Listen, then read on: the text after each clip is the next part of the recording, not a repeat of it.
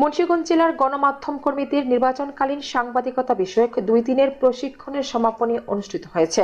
Staff reporter Mohammad Nasir Uddin জানান, মঙ্গলবার বিকেলে প্রেস ইনস্টিটিউট বাংলাদেশ পিআইবি এর কার্যালয়ে এই সমাপনী অনুষ্ঠিত হয়েছে। প্রশিক্ষণ কর্মসূচিতে মুন্সিগঞ্জ জেলায় কর্মরত প্রিন্ট ও ইলেকট্রনিক মিডিয়ার 28 জন সাংবাদিক অংশগ্রহণ করেন।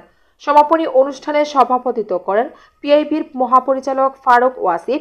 প্রশিক্ষণের প্রথম দিন ওবায়দুর রহমান শাহিন বলেন, সংঘাতময় পরিস্থিতিতে দায়িত্বশীল সাংবাদিকতা গণতন্ত্র ও সমাজের স্থিতিশীলতার জন্য অত্যন্ত গুরুত্বপূর্ণ।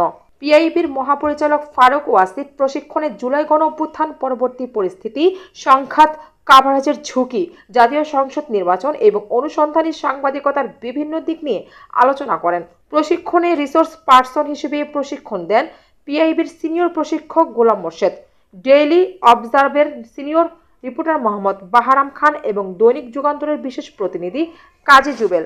অনুষ্ঠানের শেষে অংশগ্রহণকারী সাংবাদিকদের মধ্যে প্রশিক্ষণের সনদ বিতরণ করা হয়।